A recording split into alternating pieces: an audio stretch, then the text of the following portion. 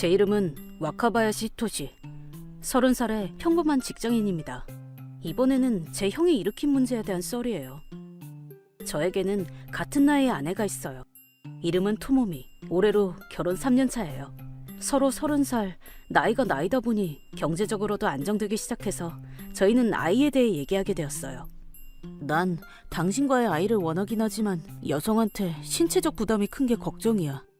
게다가 일도 쉬어야 하게 될 테니 나도 최대한 돕겠지만 일단 당신 마음을 우선하고 싶어. 당신이 그렇게 항상 나를 생각해주니까 나는 괜찮아. 나도 빨리 당신과의 아이를 갖고 싶어. 같이 힘내죠. 그런 거로 본격적으로 아이를 만들기 위해 노력하게 되었어요.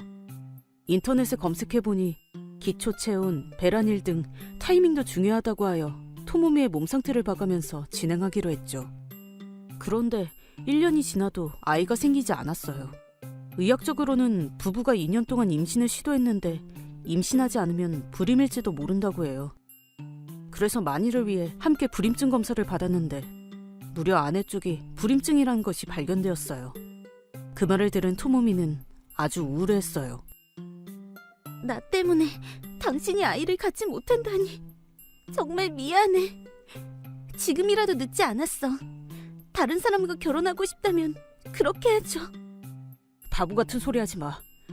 나는 당신을 좋아해서 결혼한 거야. 당신이랑 가족이 되고 싶어서 결혼한 거라고.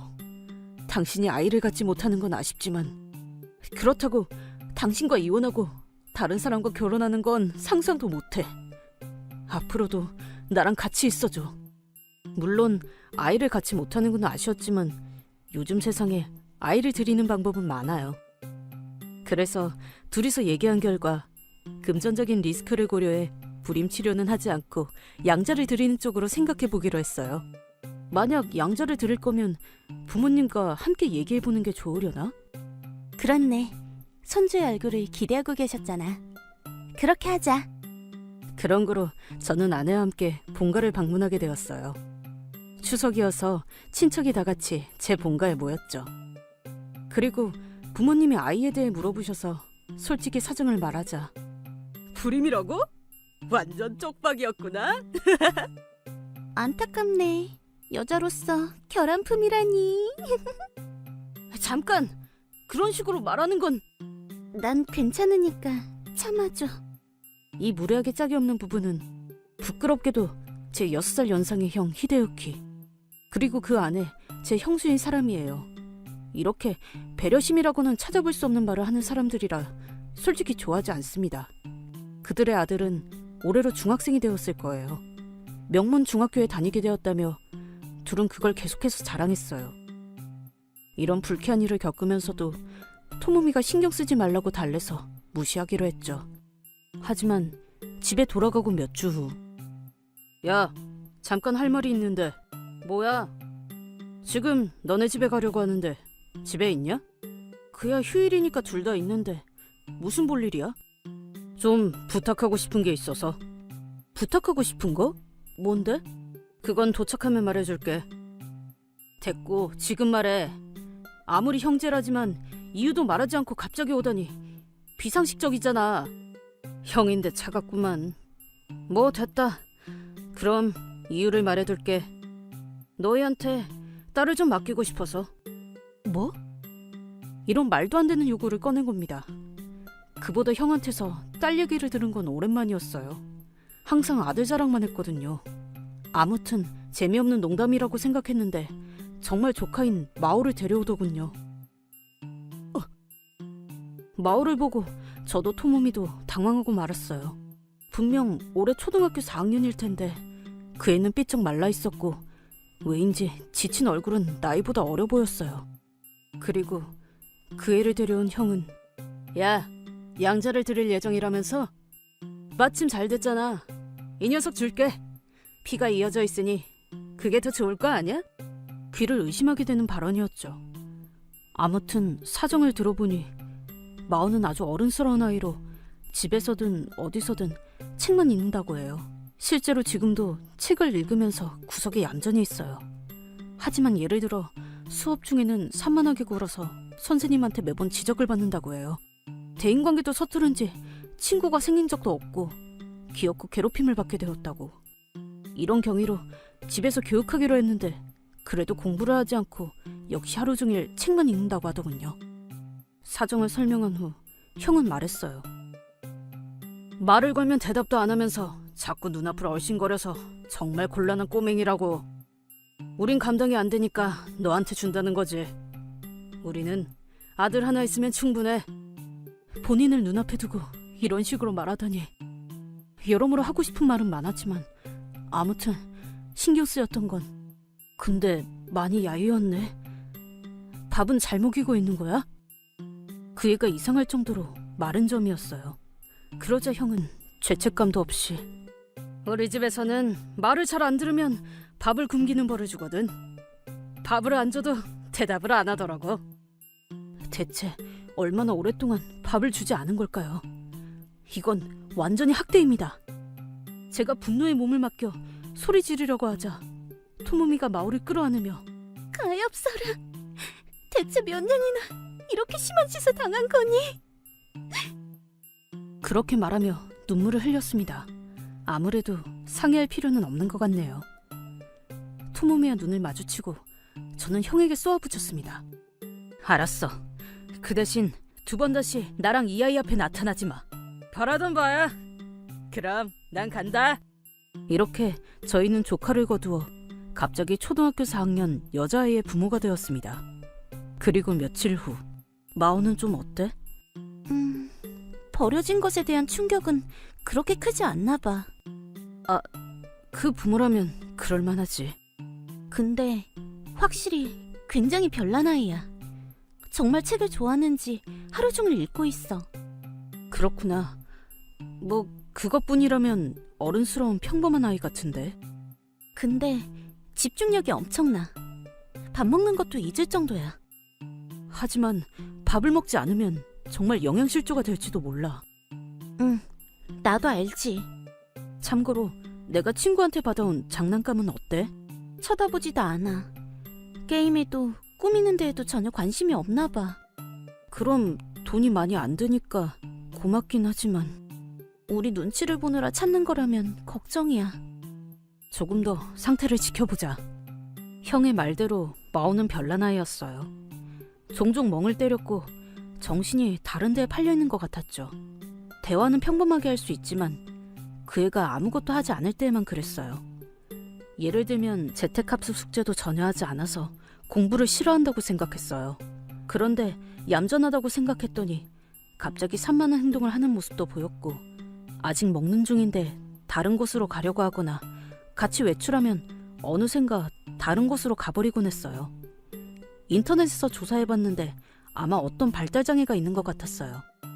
일단 병원에서 검사를 받아보는 게 좋지 않을까? 나도 여러모로 조사해봤는데 이미 예약이 반년 정도 차 있대. 어머, 그렇게나. 그럼 일단 예약해두고 한동안 상태를 지켜보자. 그래. 중요한 건 우리가 이 아이를 이해하려고 해주는 거야. 조금 별난 것일 뿐 근본은 착한 아이인 것 같으니까. 그렇네. 우리가 훌륭하게 키우자. 확실히 별난 아이고 앞으로 고생하게 될지도 모르지만 딱히 고통스러운 건 아니었어요. 이러니 저러니 아이와 보내는 시간은 저희에게 행복이었거든요. 하지만 그러던 어느 날 아내가 외출하고 저는 마오랑 집에서 단둘이 있었는데 토모미 지금 연락 괜찮아? 엄청난 일이 벌어졌어. 뭐야? 왜 그래? 나 장기에서 졌어. 뭐야, 그게 다야? 정말 마오한테 무슨 일이나 했잖아. 그 마오한테 졌다니까? 어머, 마오가 장기를 둔 적이 있었어? 아니, 보는 것도 처음이래. 당신이 봐준 게 아니라? 물론 처음에는 그랬지. 근데 금방 그럴 상황이 아니게 됐고 마지막에는 전혀 상대가 안 됐어. 다시 한번 물어볼게. 처음인 거지? 응, 믿을 수 없지만 말이야. 사실 저는 취미로 장기를 두고 있어요. 이날은 혼자서 장기를 두고 있었는데 관심 있으면 해볼래? 응. 마오가 관심 있는 듯이 바라보고 있어서 같이 해보기로 했어요. 장기책을 보여주며 대략적인 규칙을 알려준 후 대전을 해보았는데 무려 고작 몇 시간 만에 제가 그 애를 이길 수 없게 된 것입니다. 제 장기 실력은 취미 수준이라 그렇게 강한 게 아니긴 합니다. 하지만 그렇다고 해서 규칙을 막 익힌 초등학생에게 지는 건 말도 안 되는 일이에요. 집에 돌아온 아내와도 얘기해봤는데 아무래도 마오는 저희가 생각하는 것 이상으로 특별한 존재일지도 모른다는 생각이 들었어요. 그러던 중 예약 순서가 앞당겨졌다고 병원에서 연락이 와서 예전보다 빨리 마오를 전문 선생님에게 보여드릴 수 있게 되었어요. 그러자 마오는 영재라는 걸 알게 되었어요. 영재란 선천적으로 높은 지능을 갖고 있는 사람으로 알기 쉽게 말하자면 천재라는 거죠. 마오의 IQ는 161을 넘고 아인슈타인에 필적할 정도의 지능을 갖고 있었어요. 선생님이 말하길 영재아이에게 발달장애 증상을 보이는 건 흔하다고 해요.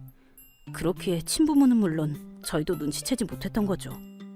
그럼 마오는 왜 공부하기 싫어하는 거니? 너무 쉬워. 보면 알아. 배우지 않아도 할 수 있는 걸. 그렇구나.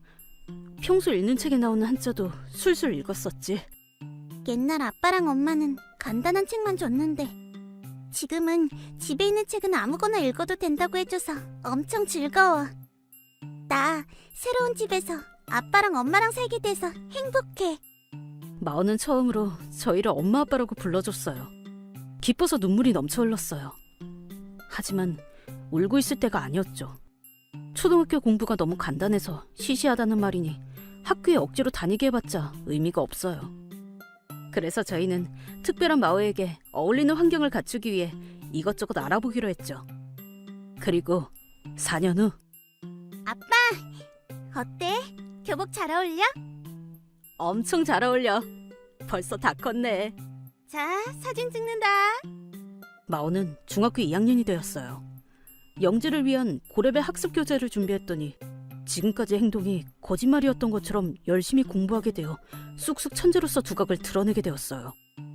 그 밖에도 마오 같은 특별한 아이들이 모이는 회원제 클럽에 견학에 데려가니 대화 수준이 맞는 것을 마음에 들어하여 소속하게 되었죠. 그곳에서 다른 사람들과 교류하게 되었어요. 보통 아이와는 어울리지 못하는 마오도 비슷한 환경을 가진 사람과는 소통하기 쉬운가 봅니다. 지금은 조금 별난 면이 있지만 저희 같은 평범한 사람과도 문제없이 의사소통할 수 있게 되었어요. 가끔 대화 수준이 너무 높아서 따라가지 못할 때에는 마호, 선생님 모드. 미안. 선생님 모드라고 말해서 마오가 지금 수준 높은 대화를 하고 있다는 걸 알려주고 있어요. 마오의 머릿속에는 어렸을 때부터 읽어온 방대한 지식이 축적되어 있어 자꾸 대화 수준이 뛰어오르거든요. 그래도 마오의 천재성은 이 주변에서는 유명해서 다들 마오가 또 엄청난 말을 하고 있어 라며 넘어가줘서 다행이지만요. 게다가 더 대단한 건 마오는 미국 대학의 조기 입학 시험을 치러 훌륭히 합격했어요.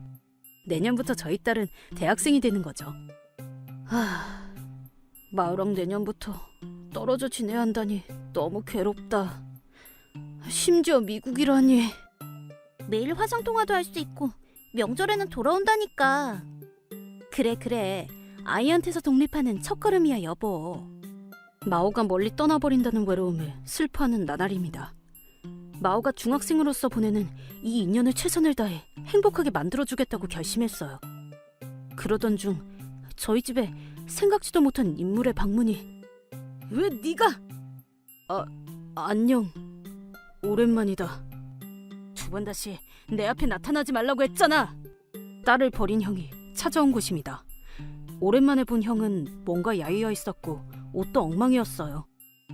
딱 봐도 어떤 문제가 생긴 것으로 보였죠. 하지만 그런 건 알 바가 아닙니다. 쫓아내려고 했는데 부탁이야. 조금이어도 되니 돈을 빌려줘.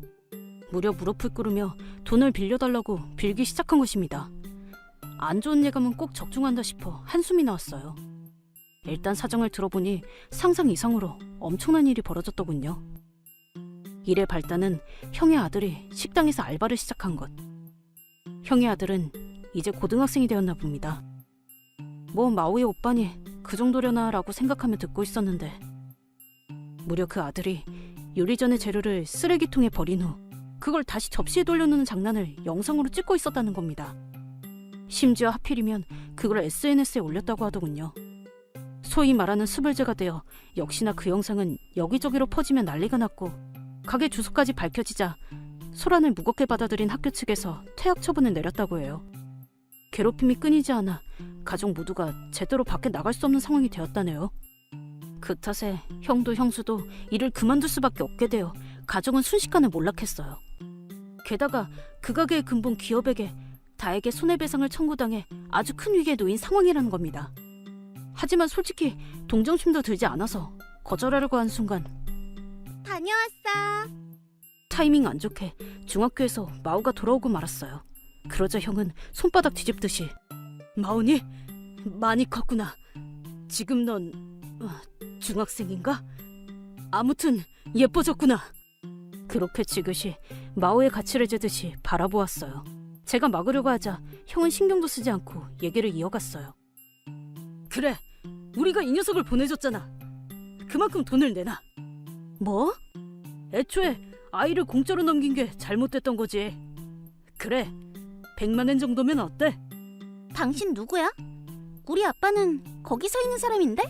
왜 아빠가 생판 모르는 남한테 100만 원이나 내야 하는 건데? 냉혹한 눈으로 형을 딱 잘라냈어요.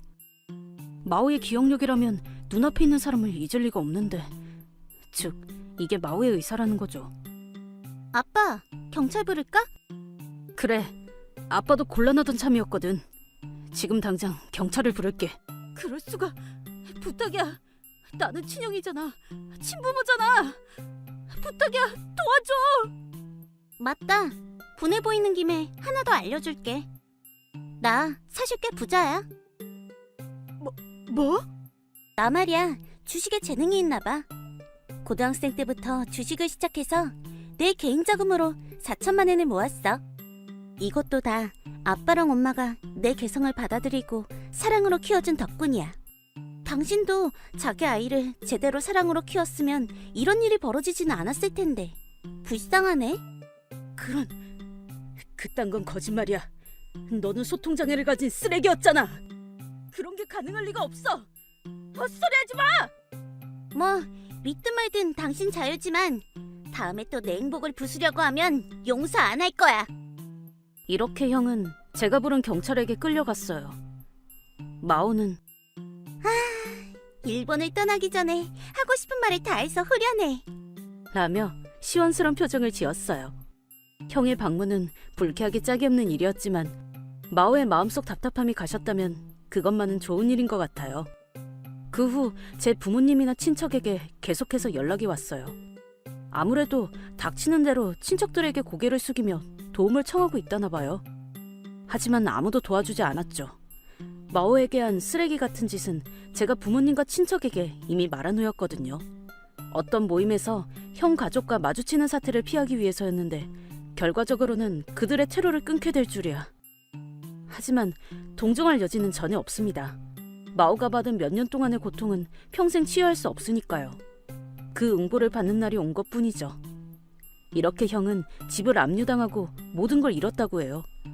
부동산 관련 일을 하는 친척에게 형의 집이 매물로 나왔다는 말은 들었지만 지금은 행방을 모르겠네요. 아마 제대로 된 생활은 하지 못하고 있겠죠. 그런데 마호, 그렇게 돈한테 집착하는 놈에게 네 자산 얘기를 해도 괜찮았던 거야? 그러게, 마오한테 들러붙지 않을까 걱정돼. 괜찮아.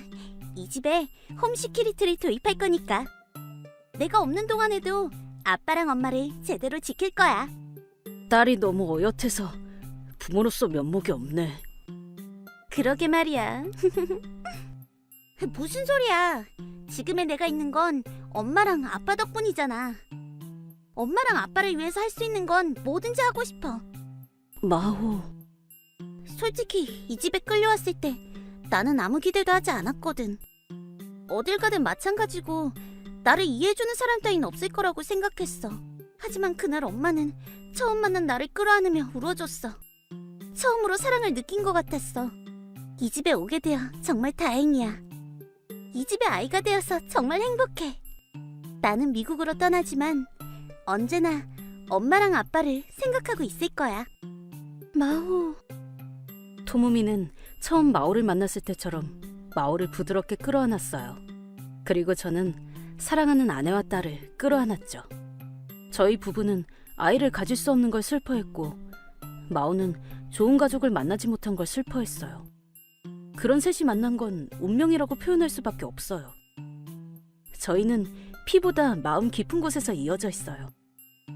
앞으로도 이 행복이 이어지도록 최선을 다해 가족을 지탱할 것입니다.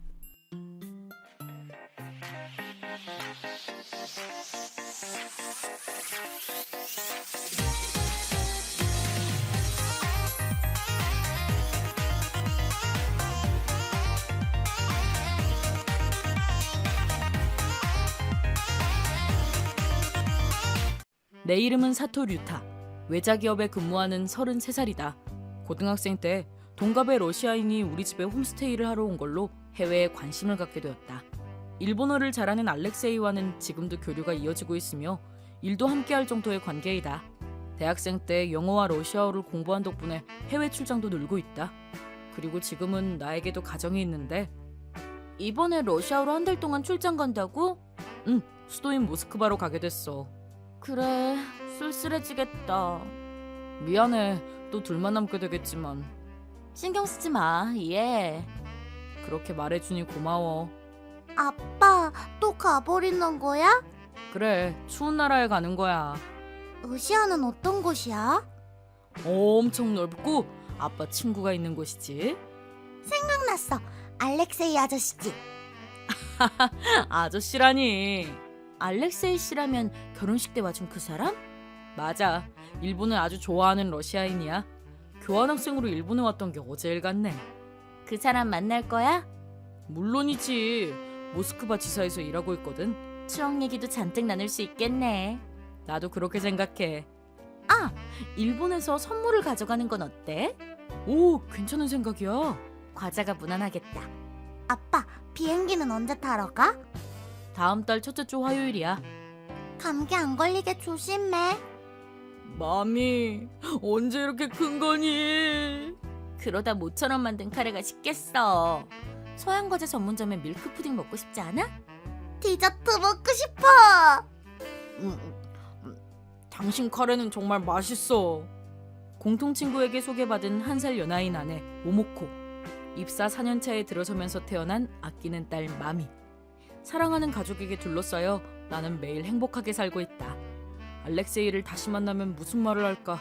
벌써부터 러시아에 가는 게 기대된다. 푸딩도 활짝 핥아먹고 딸과 같이 목욕하고 재운 후 나도 푹 잠들었다. 방금 호텔 체크인했어. 수고했어. 4시간이나 비행했네. 의외로 빨리 도착하는구나. 유럽은 미국과 달리 가까우니까. 호텔도 와이파이가 갖춰져 있어서 다행이야. 알렉세이 씨랑은 만났어? 오늘 저녁에 바로 레스토랑에서 같이 식사할 예정이야. 모처럼의 해외잖아. 알렉세이 씨랑 잘 놀다 와. 고마워. 아, 맞다. 출장은 한 달 동안이라고 했지? 맞아. 구체적으로 언제 돌아오는지 알 수 있을까? 다음 달 중순까지는 귀국할 거야. 그래, 알았어. 안심해. 그때가 되면 꼭 연락할게. 잘 부탁해. 괜찮아? 어? 뭔가 엄청 신경 쓰는 것 같아서. 괜찮아. 아무것도 아니야. 걱정할 필요 없어. 마미한테도 그렇게 전해줘. 마미는 하네다 공항에서 엉엉 울었었지. 가지마 라면서. 빨리 끝내고 일본으로 돌아가야지. 그렇네. 그럼 슬슬 나도 나가볼게. 일부러 연락 줘서 고마워. 별 말씀을. 자기 전에 또 연락하자. 모모코와의 연락이 끝난 후 조금 땀을 흘렸기에 가볍게 샤워를 했다. 첫날은 비행이 있으니 쉬는 날로 처리되어 회사가 예약해준 호텔방에서 컴퓨터를 켜고 간단한 자료 정리를 했다. 그 후 낮잠을 자거나 넷플땡스에서 영화나 애니를 감상하며 시간을 때우고 저녁 먹을 시간이 되어 드디어 알렉세이와 재회했다. 류샤, 오랜만이야. 류타, 건강해 보여서 다행이야. 너에게 애칭으로 불리는 것도 오랜만이다. 여전히 키가 크네. 류타가 작은 거야. 이봐, 만나자마자 놀리지는 말아줘. 마음이 쑤신다고. 농담이야. 나도 일본에서는 평균 이상이거든. 아버지랑 남동생은 190이 넘는다고 했지? 키 얘기는 이제 그만하자. 네 가족은 잘 지내?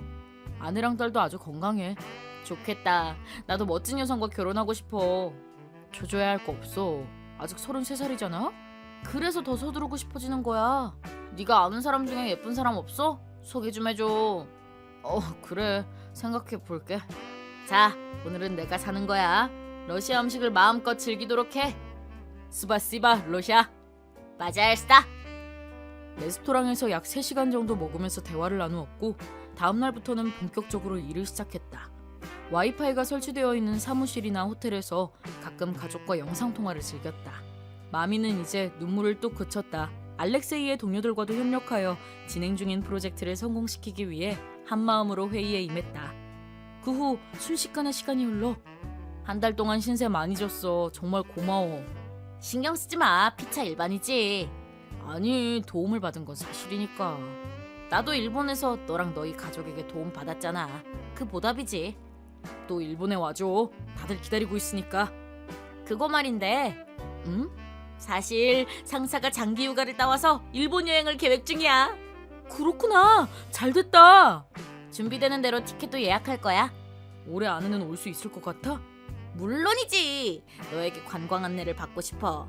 맡겨줘. 픽업해둘게. 가능하다면 너희 어머님의 샤브샤브를 먹고 싶어. 알았어. 또 보자 루샤. 몇 시간 후 하네다 공항에 도착해서 핸드폰 전원을 켜자 무려 200건이 넘는 착신 이력이 와 있었다. 그건 모두 마미에게서 온 것이었는데 부재중 전화도 잔뜩 와 있었다. 큰일이다. 어젯밤부터 귀국 준비 때문에 전원을 꺼놨었지. 여보세요, 마미? 아빠야. 전화 못 받아서 미안해. 마미? 아빠, 살려줘. 어? 엄마가.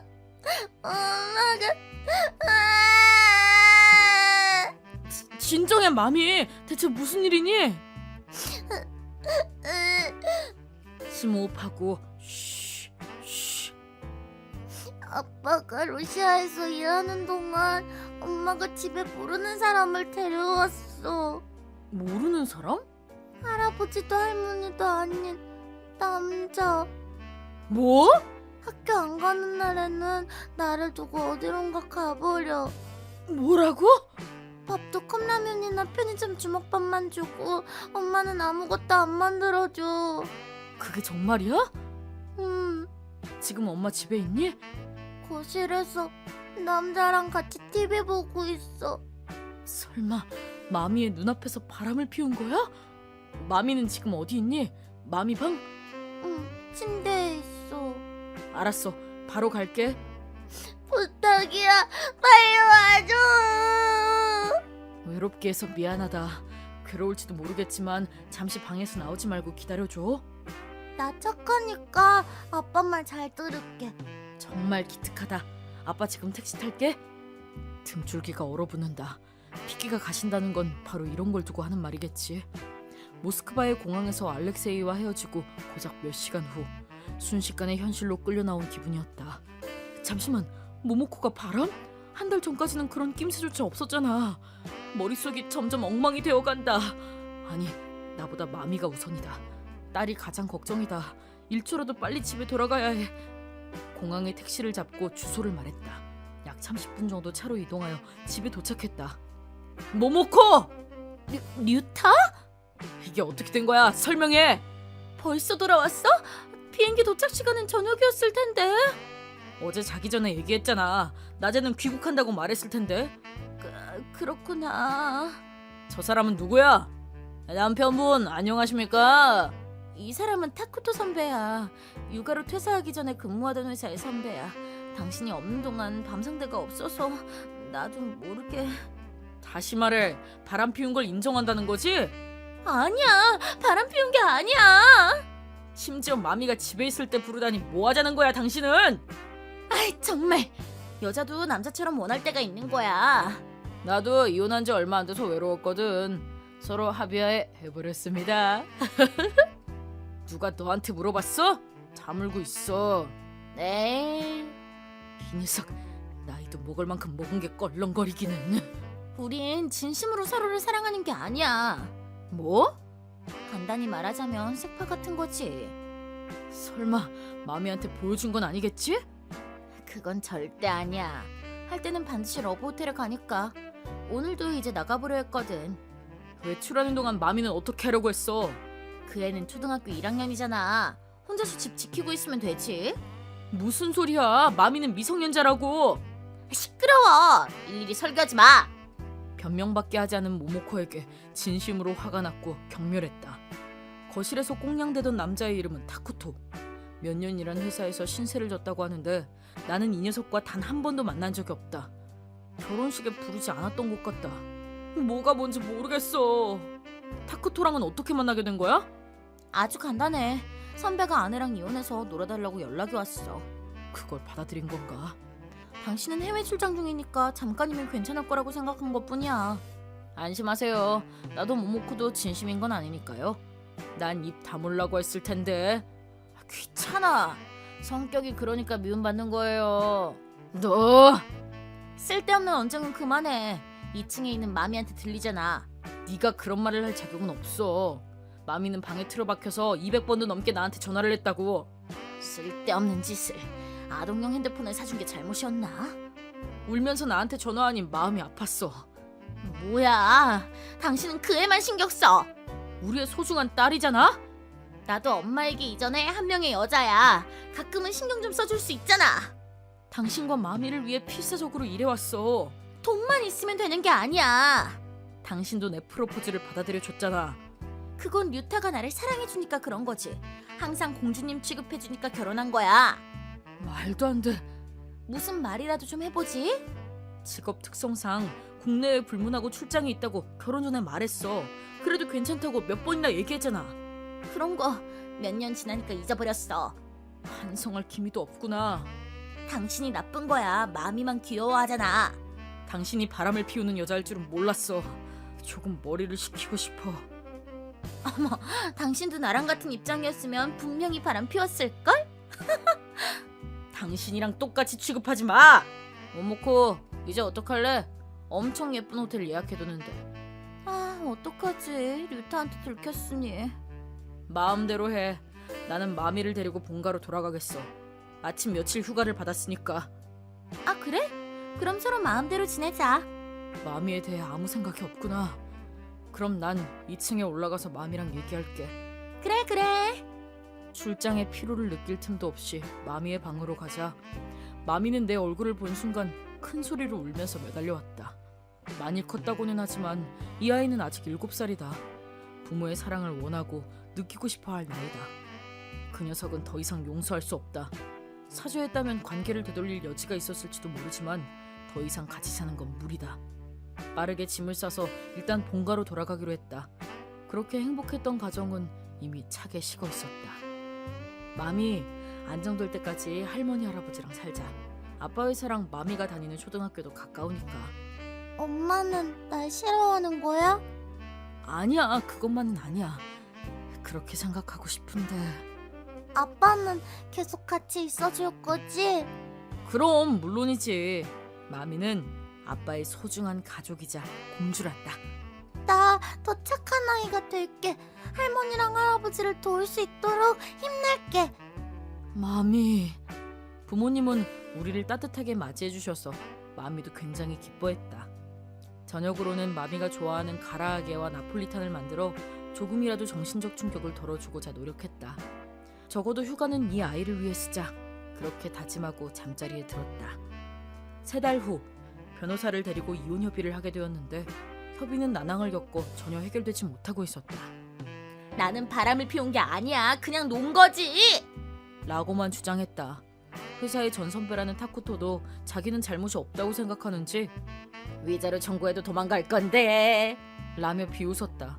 진심으로 성가시다고 생각했던 그때 핸드폰에 설치했던 스카땡포에서 전화가 걸려왔다. 야, 류타, 나야. 류샤? 누군가 하고 놀랐어. 일본 여행 일정이 정해져서 너한테 말해주려고. 아, 그렇구나. 조금 갑작스럽지만 3주 후에 금요일에 일본에 갈 생각이야. 네 일정은 어때? 운이 좋게도 유급휴가가 꽤 쌓여있어. 네가 체제하는 동안 쓸게. 나나 마미에게는 좋은 타이밍이니까. 마미? 네 딸 말이야? 사실은 그런 일이 있었구나. 큰일이었겠네. 바로 이혼할 수 있을 거라 생각했는데 상대가 거부만 하고 있거든. 오케이. 그럼 나랑 류타, 마미 셋이서 외출하자. 그래도 되겠어? 어렸을 때 마미는 날 잘 따라잖아. 기억하고 있다면 금방 친해질 거야. 마미가 알렉세이 아저씨라고 하던데? 이럴 수가. 첫날에는 우리 집에서 자고 갈래? 어머니한테 샤브샤브 해달라고 부탁할게. 어우, 파리시에 스파시바. 기대하고 있을게. 알렉세이에게서 온 전화에 조금 위안을 받으면서도 평소에는 변함없이 일을 했다. 이렇게 된 거 빨리 유급휴가를 따야지. 의욕이 쑥쑥 솟아올라 오후 업무에 집중했다. 3주 후. 일본의 크레이프는 맛있구나. 아저씨 나라에는 없어? 마미야, 아저씨가 아니라 오빠라고 해야지. 어쩔 수 없지. 난 너랑 동갑이잖아. 초코 바나나 크레이프 맛있었지? 러시아식 크레이프 브리누이도 좋아하지만 난 디저트 계열도 좋네. 기뻐해줘서 다행이다. 역 앞에 새로 오픈한 가게거든. 맛있었어. 잘 먹었어. 아빠, 화장실 가고 싶어.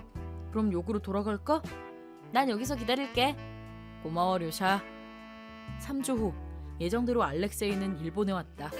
마미도 몇 년 만에 알렉세이와 재회해서 아주 기뻐했고 셋이서 도쿄 시내를 관광하면서 이것저것 사먹고 있다.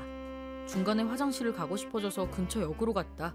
11분 정도 지나 알렉세이가 기다리는 장소로 돌아가자. 어때? 괜찮지? 나를 러시아에 데려가줘. 그만해주세요. 류타한테도 딸한테도 벌어져서 정말 곤란해. 차라리 해외로 이주하면 인생을 다시 시작할 수 있을 것 같아서. 당신은 유타의 아내잖아요. 더 이상 달라붙지 마세요.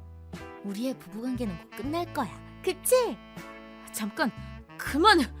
뭐 하는 거야 당신? 아, 류타. 왜 여기 있는 거야? 뻔한 걸 물어. 당신을 미행한 거야. 기분 나쁘게 미행한 이유는 뭔데? 타쿠토가 도망갔어. 한 명당 301만 엔의 위자료를 내라는 말을 듣고 연락이 안 돼. 정말 그때 말한 대로 후미타우스 한 건가? 다 당신 탓이야. 탐정을 고용해서 몰래 들춰내고 다닌 탓에. 당연하잖아. 당신과 그 녀석의 바람관계가 고작 한 달밖에 안 됐을 리가 없어. 쓸데없는 짓을 하기는 비열한 남자. 이혼 협의하는 동안 모모코에게 죄가 있다는 걸 증명하기 위해 증거를 모았다. 그 결과 나는 위자료 플러스 양육비도 내야 하게 되었지. 당신 같은 여자에게 딸의 친권은 넘기고 싶지 않았으니까 말이야. 원래 마미는 나를 잘 따랐고. 모모코는 내 본가에도 자주 왔었지? 어떻게든 위자료를 내지 않을 방법을 찾아다닌 결과 미행한 곳에 묘사가 있어서 유혹하려고 한 거지. 그래, 그게 뭐? 스토커 규제법 위반이야. 알고 있어? 닥쳐! 엄마. 마미 너도 불쌍하구나. 아버지만 있는 가정은 절대 행복할 수 없어. 시끄러워. 뭐라고? 아빠를 상처 입히고 알렉세이 오빠한테 민폐를 끼치고 이제 엄마는 내 엄마가 아니야. 아빠는 나랑 엄마를 위해 매일 열심히 일했어. 아무리 바빠도 가족 앞에서는 싫은 티도 내지 않았어. 그걸 모르는 엄마 따윈 정말 싫어. 이 망할 꼬맹이가. 위험해! 전곡을 찔려 급기야 폭발한 모모코. 역정에서 마미를 때리려 들기에 순간 앞으로 나갔는데 그 이상 류타와 마미를 공격하지 마세요. 이거 나. 아까 모모코 씨는 절 유혹하려고 했지만 만약 지구가 멸망해도 당신과 교제할 생각은 없습니다. 뭐? 선택할 권리는 저에게 있어요. 이기적인 여성은 이 나라 남성들도 싫어할걸요. 당신이 한 일은 류타에게 직접 들었습니다. 뭐야? 류타가 모스크바에 체제하는 동안 뭘 하고 있었는지 전부. 너랑은 상관없잖아. 그렇죠. 하지만 제 친구와 그 딸이 상처 입는 건 보고 싶지 않아요. 외부자는 빠져 있어. 모모코, 적당히 좀 해. 류타는 휴가 목적으로 러시아에서 비행기를 타고 온 거야. 안 좋은 기억을 남길 셈이야? 알고 있어. 바람 상대의 가족에게도 이번 일이 들켜서 그 녀석의 아내한테서도 위자료를 청구받았지? 그것까지 아는구나. 아내분한테서 연락이 왔거든. 실제로 타쿠토는 이혼하지 않은 채 부정행위에 미쳤다는 것도 알고 있다. 당신이 한 일은 훌륭한 바람이야. 절대 그 책임에서 도망칠 수 없어. 불가능해. 마미를 낳은 후 계속 전업주부였다고. 재취직해서 일하면서 갱생해. 나는 여자로서 사랑받고 싶었던 것뿐이야. 자꾸 끈질기게 굴면 근처 경찰한테 신고할 거야. 이제 마미도 만나지 못하게 할 거야. 그럴 수가. 그럼 잘 있어 모모코. 이러려고 한 게 아닌데. 거리를 걷는 사람들이 힐끔힐끔 쳐다봐서 수치심에 견딜 수 없게 된 모모코. 애니에 자주 나오는 악역 같은 대사를 뱉으며 울면서 어디론가 달려갔다. 그 후 도망쳤다는 바람 상대인 타쿠토는 아내분이 고용한 탐정에게 발견되어 총권 재판을 받게 되었다고 한다. 그 사람도 아이가 하나 있어서 다에게 위자료와 양육비를 내게 되었다던가. 여러 일이 있었지만 이걸로 두 부부의 이혼이 성립. 친권도 각각 바람에 피해를 받은 쪽이 따내서 평온하게 살게 되었다. 타쿠토는 직장 상사나 동료들에게 경멸받아 허무하게 잦은 퇴사.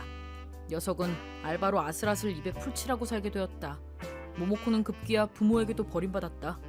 밤가게에서 일하기 시작해 매일 밤 손님한테서 성희롱을 당하며 정신적으로 궁지에 몰리면서도 어떻게든 매달 위자료와 양육비를 입금하고 있다.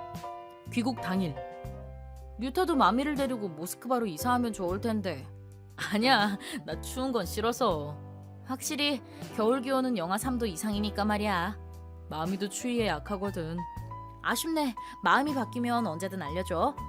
네가 좋아할 것 같은 미녀도 소개해줄 테니까. 놀리지 마. 알렉세이 오빠 고마워.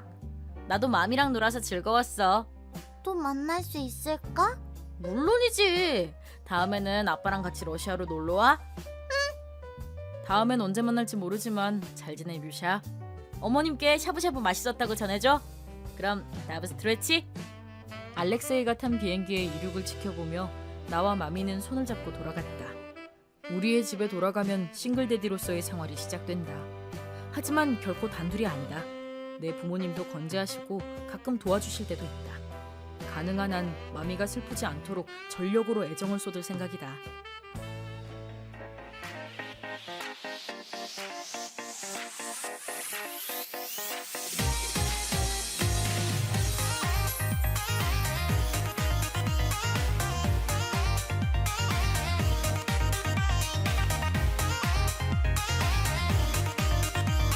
말은 잘하네.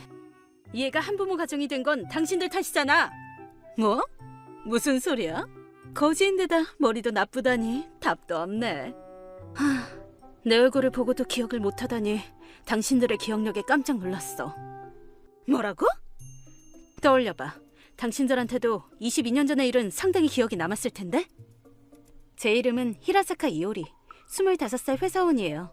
제 아버지는 3살의 사고로 돌아가셔서 한부모 가정에서 자랐어요.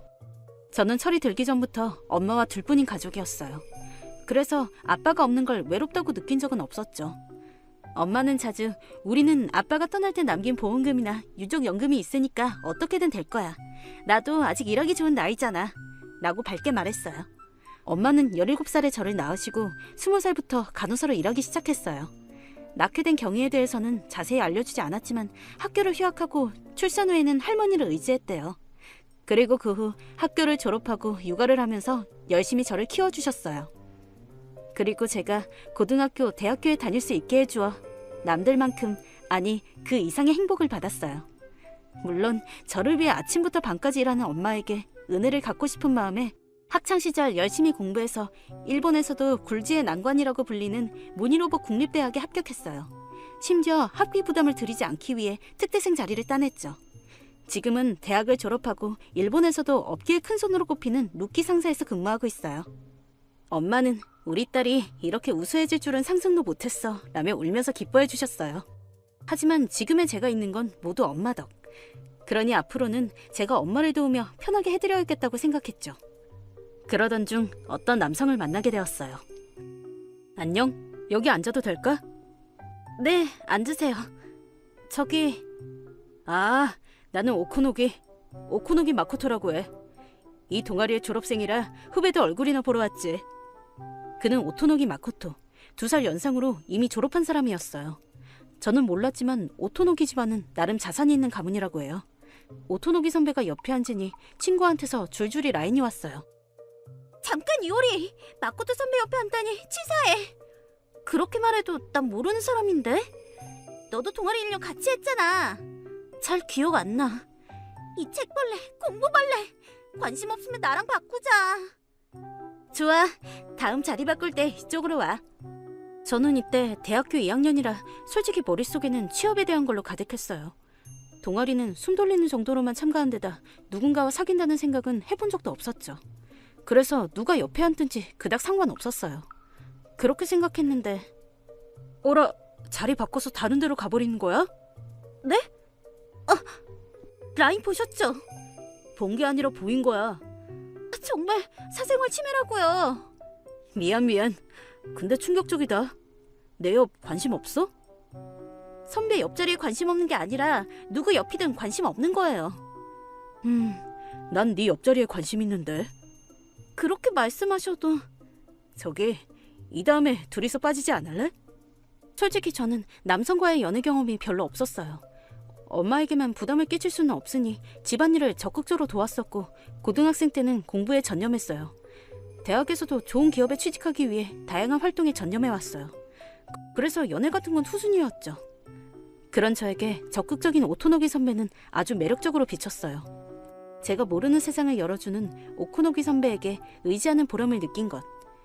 오코노기 일족이 운영하는 회사를 키우기 위해 해외 유학을 가고 싶다는 등 비전이 확실한 것. 모든 게 저에게는 이상적인 사람이었어요. 저는 어렸을 때부터 결혼하고 싶은 마음이 강해서 행복한 가정을 만들고 싶다. 그리고 엄마를 안심시켜주고 싶다고 생각하고 있었어요. 그래서 오코노기 선배한테 고백받았을 때 거절할 이유도 없었죠. 그리고 교제한 지 3년. 제가 대학을 졸업하고 사회인으로서 일하기 시작한 타이밍에 프로포즈를 받았어요. 물론 그건 아주 기쁜 일이었지만 상대는 가족 모두가 모니대를 졸업한 엘리트 집안의 도련님. 한편 저는 평범한 가정 출신의 심지어 한부모 가정. 그의 부모님 성에 찰지 불안했어요. 하지만 그는 괜찮아, 이효리는 엘리트니까 라며 전혀 심각하게 생각하지 않는 것 같아서 오히려 더 불안해지더라고요. 만약 부모님의 마음을 차지 않으면 결혼도 어려워지니까요. 그렇게 생각한 저는 일단 엄마에게 오늘의 상견례 얘기를 숨기기로 했어요. 문희로봇 졸업에 심지어 특재생 입학이었다면서요? 지금은 루키 상사에 근무한다니 훌륭하네요. 그치 여보? 그래, 아들의 상대로 이보다 어울리는 상대는 없을 거야. 감사합니다. 그렇게 말씀해 주셔서 정말 기뻐요. 마코토 씨의 새어머니인 사사라 씨, 아버님인 히라스케 씨. 두 분 모두 정겹게 환영해 주셔서 아주 안심했어요. 마코토 씨도 그러게 내가 말했잖아 라며 득이양양했죠. 이거라면 괜찮겠다며 안심하고 있기도 잠시 제 가정환경 얘기가 나온 순간 분위기가 일변했어요. 이효리 씨네 부모님은 무슨 일을 하시나요? 어머니는 간호사로 지금도 마을병원에서 일하고 계세요. 어머, 그렇군요. 아버님은요? 아버지는 제가 3살 때 돌아가셨어요. 음주운전차에 치여서 그대로. 그렇게 들었어요. 일은 구급대원을 하셨다고 들었어요. 네? 그럼 한부모 가정인 건가요? 네, 어머니가 혼자서 저를 키워주셨어요. 가정에 부담을 주지 않기 위해 입학금이나 수업비가 면제되는 특대생 제도를 이용한 거죠. 엄마 왜 그래? 한부모에 심지어 공부를 잘해서 특대생이 된 게 아니라 학비를 위해서라고? 그건 가난하다는 거잖아. 네? 우리는 유서 깊은 집안이야. 한부모 가정의 거짓딸을 소중한 외동아들의 아내로 맞이할 수는 없어. 엄마, 갑자기 무슨 소리야? 너도 잘한 거 없어. 사귈 사람의 집안은 신경 쓰라고 그렇게나 말했는데. 뭐? 엄마는 나랑 어울리는 학력이라면 괜찮다고 말했잖아. 학력이 우수하면 집안도 나름 유복할 거라고 생각했지. 뭐, 그건 그럴지도 모르지만. 애초에 간호사라니 최소한 대학은 나왔겠지? 어머니는 간호전문학교에 5년 과정을 졸업하셨다고 들었어요. 뭐? 그건 고졸이라는 거잖아. 말도 안 돼. 그건 나도 처음 듣는데. 뭐가 문제인 건가요? 거기서 착실히 공부해서 국가시험에 합격하셨어요. 간호사라는 일은 대학에 진학했다고 해서 어떻게 되는 게 아니라고 생각하는데요. 말이 안 통하네. 이만 돌아가죠. 마코토도 이 사람과 사귀는 건 다시 생각해보렴. 그럼 이만. 그 말을 남기고 사사라 씨는 방을 나갔어요. 헤이스케 씨도 미안하다는 듯이 꾸벅 무언으로 고개를 숙이고 사사라 씨의 뒤를 따랐어요. 남겨진 저와 마코토 씨 사이에는 무거운 침묵이 흘렀어요. 우리 집안은 엘리트라서 말이야. 학력은 물론 직업도 신경 쓰거든. 설마 너희 어머니가 고졸이셨을 줄은. 그러니까 엄마 일은. 그건 나도 알지만 그래도 안 되는 건 안 되는 거야. 나는 너를 좋아하지만 네 어머니의 이름이 우리 집안에 남는 건 좋지 않을 거라고 생각해. 그런... 엄마는 네 경력을 사고 계셔. 분명 봉과와 연을 끊는다고 하면 나와의 결혼을 인정해 주실 거야. 나는 널 좋아해. 그러니까 어머니가 아니라 날 선택해줘. 마코토의 충격적인 제안에 저는 말을 잃었어요. 그 자리에서 화내고 나가면 좋았을 텐데 저는 제대로 대답하지 못하고 시간을 좀 줘. 그렇게 말하고 일단 집에 돌아가기로 했어요. 어서 와. 오늘 저녁은 함박 스테이크야. 그러자 엄마가 무언가를 눈치챘는지 밝게 말을 걸어주었어요. 왜 그래? 일하면서 안 좋은 일이라도 있었어? 맞다. 마침 이효리가 좋아하는 치즈케이크 사두는데 같이 먹자. 어? 하지만 곧 저녁 시간인데? 식욕 없잖아. 그런 날엔 좋아하는 걸 먹으면 되는 거야. 엄마의 미소에 저도 모르게 눈물이 나왔어요. 분명 행복해질 수 있어. 엄마를 안심시켜줄 수 있을 거라고 생각했는데 제가 울면서 무슨 일이 있었는지 설명하자 엄마는 미간에 주름을 만들며 지금까지 본 적 없는 험악한 표정을 지었어요.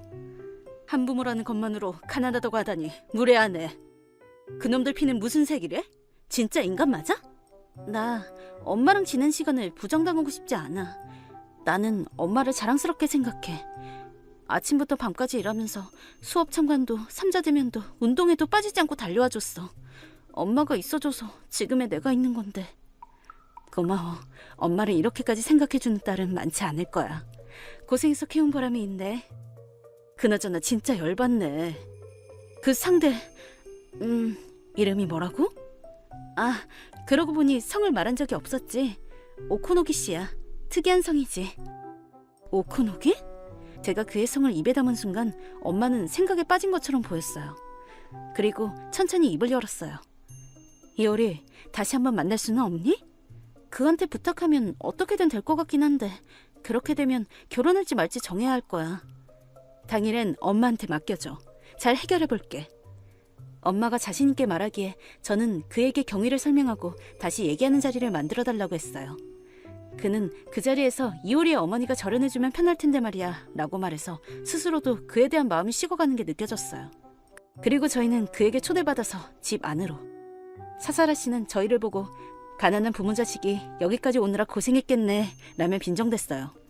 말은 잘하네. 이 애가 한부모 가정이 된 건 당신들 탓이잖아. 뭐? 무슨 소리야? 거지인데다 머리도 나쁘다니 답도 없네. 내 얼굴을 봐도 기억을 못하다니 당신들의 기억력에 깜짝 놀랐어. 뭐라고? 떠올려봐. 당신들한테도 22년 전의 일은 상당히 기억에 남아있을 텐데? 22... 너 설마... 엄마의 말을 듣고 사사라 씨의 얼굴에서 핏기가 가시는 게 보였어요. 엄마, 대체 어떻게 된 거야? 사실은 네 결혼이 정해진 후에 얘기하려고 했는데 지금이 그때인 것 같네.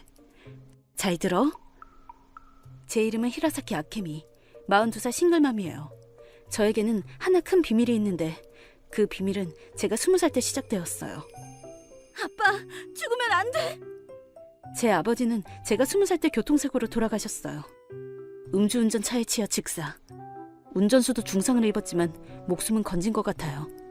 하지만 저에게 슬퍼할 틈은 없었어요. 어쩌지? 요리. 저에게는 얼마 전 3살이 된 여동생이 있었어요. 아버지는 제가 10살 때 재혼하셨는데 그 아이는 제가 17살 때 태어난 아이였죠. 하지만 저는 고등학교를 졸업한 후 간호전문학교에 입학. 심지어 일권과정에 들어가서 5년간 기숙사 생활을 하게 되었어요. 그래서 새어머니와 접점이 별로 없었고 여동생이랑도 태어났을 때 만났을 뿐 면식은 거의 없었어요. 그리고 학교를 졸업한 후 시험에도 합격해서 드디어 일하기 시작하는 타이밍에 아버지의 부고 소식이 날아온 거죠. 그럼 새어머니가 이효리로 키우면 된다고 생각하겠지만 아버지와 새어머니는 1년 전에 이혼했더군요. 자세한 경위는 모르지만 아무래도 새어머니의 바람이 원인이었던 것 같아요. 묻고 싶은 건 산더미 같았어요. 하지만 아버지는 이제 세상에 없고 새어머니와 연락이 안 됐죠. 친척들은 다들 아이를 거두기를 거부해서 제가 키울 수밖에 없었어요. 그리고 바로 가해자 측과 변호사와 경찰을 끼워 얘기를 하게 되었는데 가해자 측은 막대한 돈을 합의금으로 제시하며 형사사건으로 만들지 말라고 요구하는 거예요. 물론 저항하려고 했지만 아까 말했듯이 저는 이제 겨우 학교를 졸업하고 사회인이 되려는 타이밍이었으니 쉽게 말하면 돈이 없었어요. 여동생을 양육하기 위해서라도 어느 정도 돈은 필요했죠. 여기서 싸우는 것보다 지켜야 하는 생명을 우선하기로 했어요. 그때 사고를 일으킨 상대 여동생의 얼굴은 아직도 잊을 수가 없어요. 그 후 저는 제가 어머니가 되어 여동생을 딸로서 키우기로 결심했어요. 제 어머니와 여동생은 피가 이어지지 않았고 여동생의 어머니는 행방을 모르는 상태. 그렇다면 제가 어머니를 자처하는 게 가장 빠를 거라고 생각한 거죠. 지금 생각해보면 다른 방법이 있었을 것 같지만 세상 물정을 모르는 어린 제가 할 수 있는 건 그게 한계였어요. 이렇게 모자 가정을 지금까지 여동생으로 키웠고 그 여동생이 무사히 대학을 졸업한 후 취직했어요. 겨우 제 인생을 만끽할 수 있다고 생각한 타이밍에 찾아온 이 결혼 진흙탕 소동. 솔직히 그런 말을 하는 상대와 결혼할 필요는 없다고 생각해 결혼 자체를 반대할 생각이었는데 오토녹이라는 이름을 듣고 제 마음에 복수의 불꽃이 타오른 거죠. 왜냐하면 제 아버지를 치워 죽이고 합의금을 제안한 게 이 오토녹의 집안이었기 때문에. 우리 아버지를 치워 죽인 건 이 여자의 오빠야. 합의를 제안했지만 뉴스에도 보도되었는데 그 남자는 하반신 불구가 되어 간호시설에 보내졌다고 들었어. 그리고 일족 사이에서는 죽은 사람 취급이 되었다면서? 그 후에는 여러모로 도와준 변호사가 알려준 거야. 만약 얘기를 하고 싶다면 간호시설에 본인과 연결해주겠다고 말이야. 뭐라고 말 좀 해봐. 네 얼굴 똑똑히 기억해. 치인 쪽이 잘못한 거지. 돈을 줄 테니까 얼른 서류에 사인해라고 했던 거 당연히 잊지 않았겠지? 엄마의 말을 듣고 저희는 창백해졌어요. 특히 저는 엄마라고 생각했던 사람이 언니였다는 충격적인 사실이 드러나 솔직히 뭐가 뭔지 알 수 없었죠. 아, 정말 어떻게 이렇게 심한 짓을 할 수가 있는 건지. 이 건을 언론에 유출해버릴까? 오코노기 가문의 장대한 진흙탕 결혼 소동. 꽤 좋은 제목이지 않아? 잠깐만. 설마 너희들일 줄은 몰랐어. 여동생의 성을 들었을 때 떠오르지 않은 거야? 뭐 상급 국민님의 입장에서 보면 이런 평민과의 트러블 따위는 일일이 기억하지 못할 수도 있지만 그런 게 아니라. 하지만 그건 이미 합의로 해결한 일이니까. 확실히 그 돈을 받은 시점에서 나도 더 이상 그 건에 대해서 뭐라고 말할 생각은 없어. 하지만 네 탓에 우리는 아버지를 잃었다고. 그런데 한부모 가정은 가난하다고? 이 집의 며느리로 어울리지 않는다고? 웃기지 마.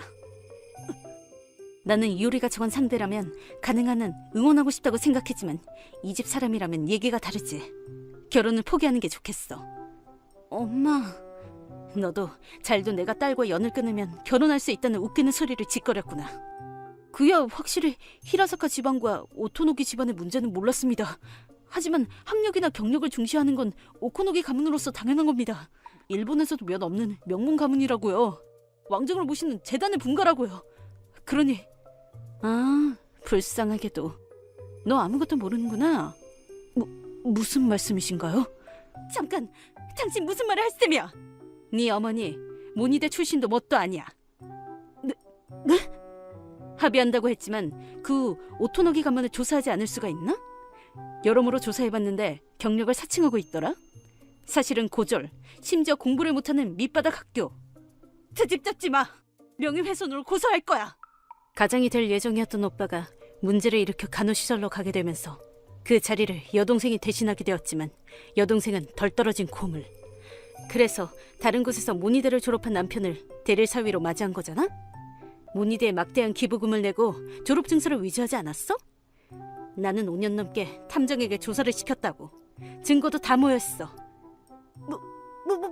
무슨... 계속 너에게 복수할 기회를 노리고 있었어. 이효리가 내 곁을 떠나 독립하면 혼자서 이것저것 해보려고 했는데 수고를 덜어줘서 고맙네? 너... 자, 지옥에 떨어지기 전에 사과 좀 받아볼까? 사과할게. 사과할 테니까 그것만은 봐줘. 오토노기 가문은 22년의 사고로 본가에서 신뢰를 잃었다고. 더 이상 무슨 일이 생기면 일족 다 같이 파문당할 거야. 그럼 파문당하던가, 이 쓰레기들아. 잠깐만요. 저는 아무 상관 없잖아요. 그러게. 네가 좀 더 제대로 된 인간이었다면 넌 봐주려고 했는데 연인에게 거지 부모와 절연하라고 말하는 쓰레기는 지옥에 떨어져 마땅하지. 그런... 부탁이야. 도와줘, 이효리. 이런 게 드러나면 내 입장이 위태로워져. 나는 본가 스치미카도의 계열 회사에서 일하고 있다고. 한심하게 매달리는 마코토 씨를 보고 제 애정은 조금도 남김없이 사라졌어요. 미안하지만 결혼 일은 없었던 걸로 해주세요. 약혼도 정식적인 게 아니었으니 위자료 같은 것도 됐어요. 앞으로 엄마가 유출할 정보로 오코노기 가문은 모든 걸 잃을 테니까요. 내 말에 마코토 씨는 무너졌다. 사사라 씨는 중얼중얼 저주를 계속 내뱉었고 히라스케 씨는 마지막까지 아무 말도 없이 침묵하고 있었다. 며칠 후 부 엄마는 유언 실행을 하여 언론에 오코노기 가문의 스캔들을 제보했다. 과거 사건을 합의로 가져간 건 엄마도 납득하고 있는 일이니 비중 있게 다뤄지지 않았지만 상급 국민은 막대한 합의금으로 범죄를 지운다. 자기 일족이 치워 죽인 일로 한부모 가정에서 자란 딸에게 폭언을 내뱉은 것이 세세하게 보도되어 오코노기 가문은 실주, 히라스케 씨, 마코토 씨는 회사에서 해고, 지금 살고 있는 곳에 있을 수 없게 되어 저택을 포기하게 되었다고 해요. 여기서부터가 더욱 진흙탕인데 히라스케 씨는 사사라 씨에게 이혼장을 들이민 후 오랫동안 폭언으로 우울병에 걸렸다며 막대한 위자료를 청구. 진흙탕 재판극이 벌어져 마코토 씨에게 도와줘. 난 더 이상 그 집안과 엮이기 싫어. 네 집에 대릴 사이로 들어가게 해줘. 셋이서 가족이 되자. 라며 기분 나쁜 로미오 라인이 매일같이 오게 되었어요. 당연히 바로 차단. 그 후 소문을 좋아하는 동기한테서 마코토 씨는 업계에서 소문이 퍼져 취직하지 못하다가 위험한 일에 손을 댔다나 뭐라나. 하지만 놀랄 만큼 아무렇지도 않았어요. 그걸 엄마한테 말하자 그 애한테는 조금 미안한 일을 했을지도 모르겠네 라고 하길래 무슨 소리야. 나는 마코토 씨를 절대 용서 못해. 엄마를 모욕한 일 평생 원망할 거야. 그러니까 이 정도로 불행해져서 속이 시원했어요. 이효리 정말 미안해. 엄마라고 거짓말을 해서. 아니야. 누가 뭐래도 내 엄마는 엄마뿐이야. 이효리 다음엔 엄마가 행복해질 차례야. 누구 좋은 사람 없어? 뭐? 없어. 일이랑 육아에 온 힘을 다했으니까. 엄마 아직 42살이잖아. 완전 가능해. 그보다 나는 이효리의 결혼이 나는 아직 25살이니까 됐어. 저를 지키고 키우고 그리고 최악의 결혼에서도 지켜준 제 자랑스러운 엄마. 앞으로는 엄마의 행복을 돕기 위해 열심히 노력할 거예요.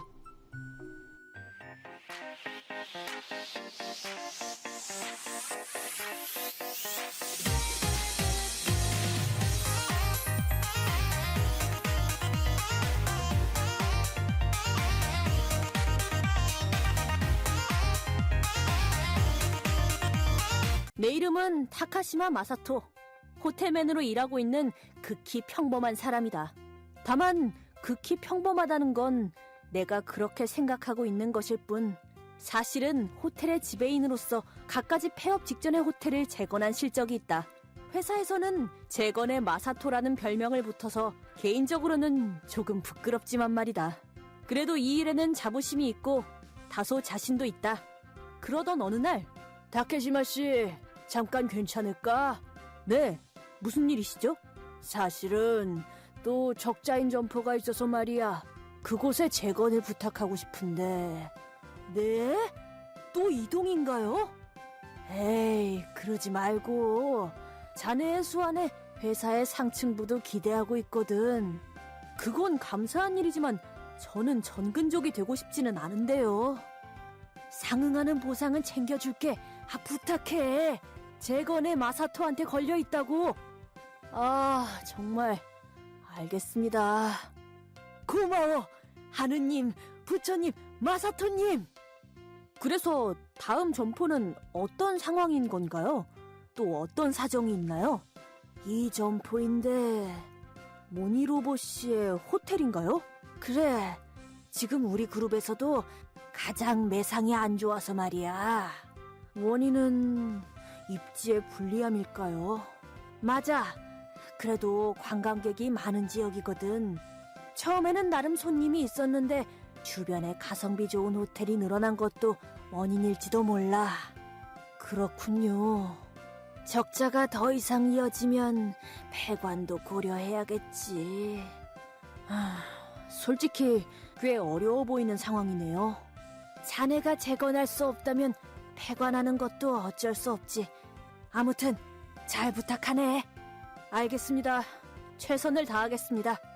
이렇게 나는 재건을 위해 모니로보 씨의 점포로 이동하게 되었다. 그런 나에게 이 지역이나 점포에 대해서 알려주게 된 건 부지배인인 이시다 씨이다. 지배인님, 잘 부탁드립니다. 모르는 게 있으시면 뭐든 물어봐 주세요. 고마워요. 힘을 빌려주세요. 그런데 정말 한가하네요. 네, 항상 이런 느낌이에요. 그런데 왜 이렇게 사람이 안 오는 건가요? 입지가 안 좋아도 대응책은 얼마든지 있지 않나요? 자료를 보아하니 서비스도 충실하고 식사면에서도 인류 셰프를 고용하고 있잖아요. 접객이 나빠지기 시작한 건 2년 전부터인 것 같은데. 혹시 이 정보는 자료에 기재되어 있지 않았던 걸까요? 어떤 건가요? 사실은 3년 전 이 근처에 야쿠자 사무실이 생겼거든요. 야쿠자 사무실이요? 샤라 조직이라는 야쿠자 사무실인데 그 조직원이 빈번히 이 호텔을 이용하게 되어서 그 영향으로 일반 손님이 많이 줄어들었어요. 그렇군요. 요즘은 문신이나 반사회적인 사람은 거절하는 게 보통이잖아요? 왜 받아들인 거예요? 그게 여기는 외국인 관광객도 많아서 주변에 온천 여관도 문신이 허용되는 곳이 많거든요. 네? 그런 관습이 남아있을 줄이야. 다만 그러다 실제로 야쿠자가 왔으니 시에서도 개선 명령이 나왔어요. 작년부터 폭력단 배제 조례의 적용으로 이 주변 일대가 문신 손님 금지가 되어 야쿠자 손님이 오는 일은 없어졌어요. 그렇구나. 그럼 지금이야말로 변할 기회라는 거네요. 그런 거죠. 지금이야말로 재건의 마사토가 나설 차례입니다. 저희가 할 수 있는 일은 뭐든 할 테니 잘 부탁드립니다. 그런 대화를 하면서 각자 호텔의 마무리 작업을 하고 있는데 저기 실례합니다. 어머, 얘야 무슨 일이니? 이렇게 늦은 시간에? 저기 500엔에 묵을 수 있는 방은 없나요? 500엔? 왜 그러니? 무슨 일 있었니? 사실은 가출을 했는데 미아가 되어서 이틀 동안 아무것도 못 먹었어요. 이틀 동안? 잠깐 기다려. 지배인님을 불러올게. 지배인님! 잠깐 괜찮을까요? 네네. 무슨 일이죠? 사실은 이 아이가 미아가 되었다고 해서 하룻밤만 재워달라고. 부모님은 방금 연락이 됐는데 내일 아침 일찍 어머니가 마중 나온다고 하세요. 이렇게 시골이니까요. 그렇구나. 경찰에 연락은? 네, 연락하려고 했는데 경찰만은 부르지 말아달라고. 이 아이가... 그런가요? 어떡할까요? 고민할 필요 없어요. 이런 작은 아이를 내쫓는 건 말도 안 되죠. 이 아이의 안전이 최우선이에요. 하지만 대금은 어떡하죠? 이 아이는 500엔밖에 없다고 하는데. 제가 보탤게요. 아무튼 이 아이를 쉬게 해줘야죠. 그리고 식사 준비도 해야겠네요. 간단한 거라면 금방 준비할 수 있어요. 지금 빈 방은 많죠? 네, 폐점 휴업 상태니까요. 그렇지. 오랜만에 스위트룸을 쓰는 건 어떨까요? 네? 저희 호텔에서 제일 좋은 방인데요? 그걸 예약이 없다는 이유로 계속 닫아두고 있었죠? 네. 사람이 사용하지 않으면 방은 안 좋아지니까요. 청소는 하고 있는 거죠? 물론입니다. 그럼 그쪽에 들여보내주세요. 이렇게 나는 그 아이를 최고급 방으로 안내하기로 했다. 우와, 엄청 넓은 방이다. 기뻐해줘서 다행이다. 이 호텔에서 가장 좋은 방이야. 오늘은 편히 쉬렴. 고마워. 그리고 배도 고프지? 아래층 식당에 식사도 준비해뒀으니 괜찮으면 먹으러 갈까? 정말 그래도 돼? 당연하지. 하지만 그 대신 내일은 부모님한테 제대로 사과하는 거다. 어떤 이유든 가출해서 걱정을 끼쳤으니까 엄마 아빠랑 이 일에 대해 잘 얘기하겠다고 약속해줘. 그게 오늘의 대금인 걸로. 알았어. 그리고 다음날 아침 약속대로 여자아이의 어머니가 마중을 와주셨다. 어제는 감사했습니다. 이 아이가 민폐를 끼쳤네요. 방치도 않습니다. 손님을 대접한 것뿐입니다. 정말 신세졌습니다. 아저씨, 고마워. 그래서 대금이라면 이미 받았습니다. 네? 하지만 다음에는 부디 가족이서 다 함께 숙박하러 와주십시오. 최고급 대접으로 마중하겠습니다. 네, 다음에는 남편도 데려와서 가족 다 같이 방문하겠습니다. 기다리고 있겠습니다. 그럼 실례하겠습니다. 감사했습니다. 다시 이용해 주실 것을 기다리고 있겠습니다. 그 후에는 별다른 문제는 없었고 이 호텔을 재건시키기 위해 나는 지배인으로서 여러 개혁을 일으켜 나갔다. 예를 들면 공용공간의 간식과 음료 서비스, 인터넷 환경을 정리해 빈방을 비즈니스용으로 리메이크, 1시간부터 이용 가능한 렌탈 룸 서비스 개시, 재택근무용 서브 스크린 서비스의 도입 등 되도록 예산을 들이지 않고 할 수 있는 개혁을 추진해 나갔다. 그 결과 3달 후에는 지배인님, 이것 좀 봐주세요. 응? 드디어 만실이 되었어요. 정말이에요? 네, 이 점포가 만실이 된 건 3년 만이에요. 정말 굉장해요. 역시 재건의 마사토네요. 그거 놀리는 거죠? 아니에요.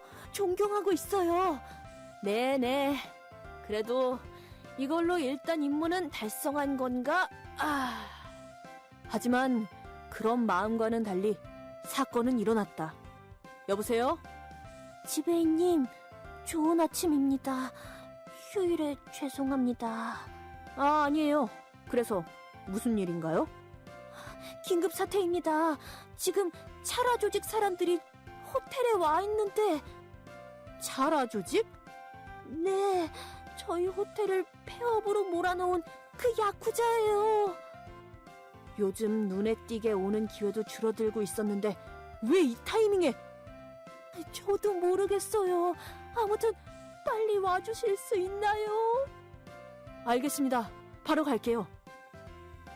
이렇게 나는 서둘러 현장으로 급행. 손님, 무슨 일이십니까? 이봐, 네가 지배인이냐? 네, 그렇습니다만. 단도직입적으로 말하지. 이 호텔을 허물어줘야겠어. 무슨 말씀이시죠?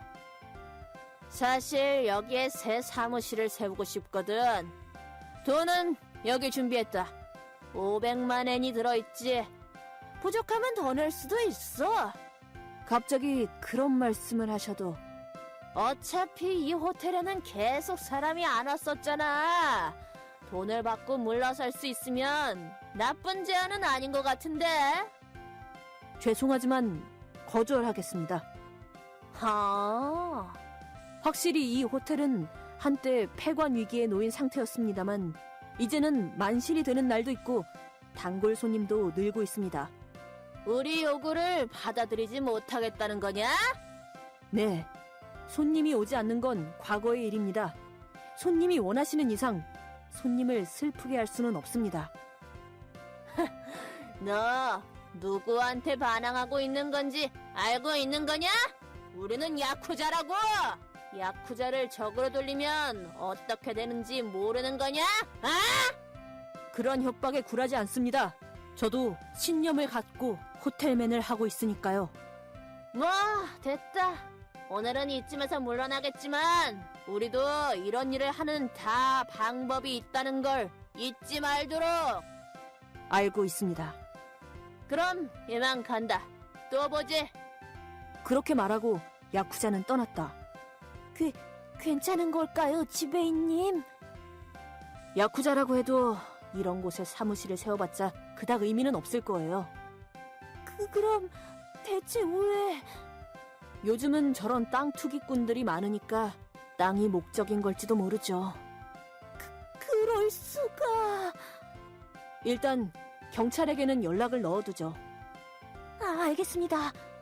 저는 둘째 쳐도 손님이나 직원에게 무슨 일이 생기면 큰일이니까요. 호텔, 직원, 손님 모두 지켜야만 인류의 지배인이잖아요. 지배인님, 그런 점이 멋있어요. 아주 존경해요. 그리고 일주일 후 다시 그 녀석들에게서 연락이 왔다. 모르는 번호 누구지? 여보세요? 여보세요? 차라 조직의 나카모토인데 어디서 연락처를 얻으신 건가요? 그건 다 방법이 있지. 그래서 대체 무슨 용건이시죠? 너한테 긴히 할 말이 있거든. 지금 사무실로 와주지 않겠나? 지금이요? 그래. 대신 너 혼자서 와야 한다. 누구 데려오면 가만 안 둘 거야. 알겠습니다. 잠깐 그 녀석들 사무실에 갔다 올게요. 사무실요? 정말 괜찮으시겠어요? 네, 이것도 호텔을 지키기 위해서니까요. 하지만 무슨 일이 생긴 후에는 늦는다고요. 괜찮아요. 무슨 일이 생기면 경찰을 부를 거예요. 이렇게 나는 혼자 차라 조직의 사무실로 향했다. 잘 왔군. 굳이 여기까지 부르다니 무슨 일인가요? 너한테 마지막 충고를 하지. 그 호텔을 허물 생각은 없나? 네, 몇 번을 말해도 허물 생각은 없습니다. 모처럼 마지막 기회를 줬더니만 말을 안 듣겠다면 이렇게 할 수밖에 없지. 그러자 그 녀석들은 갑자기 식칼을 나에게 들이밀었다. 하지만 그것도 예상 범위 내였다. 겁먹은 태도를 보이면 끝이라고 생각해 나는 의연하게 대응했다. 저는 신사적으로 대화하러 온 겁니다. 이런 짓을 하면 경찰을 부르겠습니다.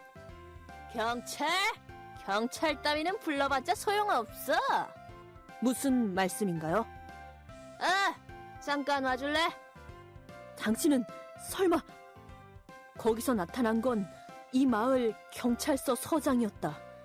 포스터 같은 곳에서 얼굴을 본 적이 있었으니 틀림없다. 사실은 말이야, 이 마을을 관장하는 서장과 우리 차라 조직은 아주 긴밀한 관계거든. 그러니까 아무리 경찰에 신고해봤자 소용없어.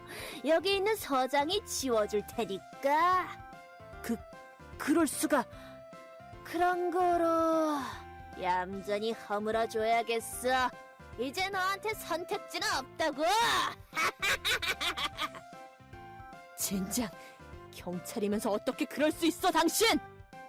마음대로 생각해. 이렇게 할 수밖에 없었다고. 방법이 없어 포기하던 그때였다. 잠깐, 나 좀 볼까? 누구냐? 여긴 출입 금지일 텐데. 아니, 너희들! 오랜만이군. 너희는 야마모토 조직의 조직원들이잖아. 몇 년 전 항쟁으로 우리가 부쉈을 텐데. 그래, 무너졌지. 너희가 경찰에 뒷돈을 주고 우리를 부수러 왔으니까. 그 탓에 나는 한동안 감옥 생활을 해야 했지. 이 사람 누구지? 오늘은 너희들에게 보여주고 싶은 게 있다. 보여주고 싶은 거? 이걸 봐라. 그 후에 너희들이 손을 잡고 저질러온 갖가지 악행들을 정리해왔다. 이건 약물 거래의 음성 데이터, 위법적인 철거 행위의 피해 신고서, 거기다 폭력 사건을 지은 위조 서류까지 모두 조사했지. 어떻게 그런 걸? 우리의 집념을 얕보지 않는 게 좋을 거다. 이 증거를 모두 정식으로 경찰에게 제출하겠어. 그럼 네 인생도, 네 차라 조직도 모두 끝이다. 잠깐 기다려. 그건 이봐, 너희들 이 녀석들을 끌고 가. 뭘? 젠장, 이건 왜? 너 이런 방식이 용납될 것 같냐? 인과응보라는 말을 모르나? 멍청하긴. 또 우리를 부술 수 있을 만한 계책을 준비하는 게 좋을 거다. 이렇게 조직장과 서장은 수하들에게 끌려간 것이었다. 괜찮으신가? 야쿠자 상대로 무모하기는. 저기, 도와주셔서 감사합니다. 당신들은 정체가 뭔가요? 아, 갑자기 말려들게 해서 미안해. 사실 나는 자네한테 감사하고 있거든. 감사요? 자네가 우리 딸을 호텔에서 보호해줬다면서? 딸... 아, 혹시 그 가출한 여자아이 말인가요? 그래, 그 애가 사실 내 딸이야. 그랬군요. 그래, 아무리 연락해도 딸이 어디 있는지 알 수 없었는데 정말 감사하고 있어. 아니요. 별거 아니었습니다. 사실은 그 애가 가출한 건 내가 원인이거든. 네? 그 아이도 초등학생이 되니 드디어 내가 무슨 일을 하는지 이해했나봐. 야쿠자를 하는 아빠 따위는 싫다면서 집을 나가버린 거야. 그랬군요. 게다가 자네가 부모님과 잘 얘기해보라고 그 애랑 약속을 했다면서 호텔 대금이니 내야 한다고 하더라고. 네, 그렇긴 한데요. 나도 그 일을 계기로 앞으로에 대해서 생각하게 됐어. 이 색에서 손을 씻고 그 애를 위해 힘내보려고. 그러셨군요. 지금은 드디어 딸도 마음을 열어줬어. 이 세계에서 손을 씻길 잘했어. 멋진 가족이네요. 정말 자네 덕분이야. 고마워. 아닙니다. 다음에 부디 가족 다 같이 저희 호텔에 와주세요. 담례도 겸해 스위트룸을 빌려드릴게요. 고마워. 그날을 기대하고 있을게. 기다리고 있겠습니다. 그럼 이만 슬슬 딸을 마중하러 가야 하는 시간이거든. 실례할게. 야마모토 씨, 정말 감사합니다. 정중하게 감사받는 날이 올 줄이야. 인생은 살다 보면 좋은 일도 있는 법이구만. 이렇게 사건은 끝을 맞이했다. 그 후 뒷돈으로 관계를 가졌던 차라 조직의 조직장과 서장은 정식으로 체포되었다.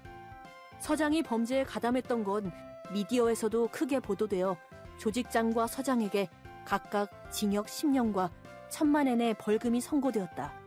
물론 우리도 협박죄로 고소해서 조금이긴 하지만 배상금을 받을 수 있었다. 한편 우리 호텔은 우상향으로 업적이 올라가 휴일에는 예약을 할 수 없을 정도의 호텔로까지 성장했다. 야쿠자에게도 굴하지 않는 자세가 재건의 마사토의 이름을 더욱 널리 퍼뜨려 나는 에리어 매니저로 승진. 지금은 간토 지방의 호텔을 중심으로 매출 상승을 위한 매니지먼트를 하고 있다. 그와 함께 월급도 크게 올라갔다. 참고로 그 후 야마모토 조직의 조직장과 따님도 우리 호텔에 정말 와주셨다. 사이좋게 뷔페를 즐기는 모습은 정말 행복해 보였지. 아저씨, 여기 음식들 정말 맛있다. 고마워. 계절 한정 딸기 파르페는 먹어봤니? 아직 못 먹었어. 아빠 몰래 갖다 드려봐. 맛있어서 분명 깜짝 놀라실 테니까. 고마워. 지배인님. 네네. 무슨 일이세요? 본부한테서 연락입니다. 뭔가 안 좋은 예감. 재건의 마사토에게 꼭 부탁하고 싶은 게 있다고. 우리 그룹은 얼마나 위기 상황이 많은 거야. 나 혼자서 하는 것도 한계가 있다고. 정말. 제가 지배인님 없이 해낼 수 있을까요? 내가 없어지면 다음은 당신이 지배인이에요. 정신 차려주세요. 네. 나 참. 일단은 전화 받고 올게요. 알겠습니다. 현장은 맡겨주세요. 이 사건을 계기로 나는 이 일이 더욱 좋아졌다.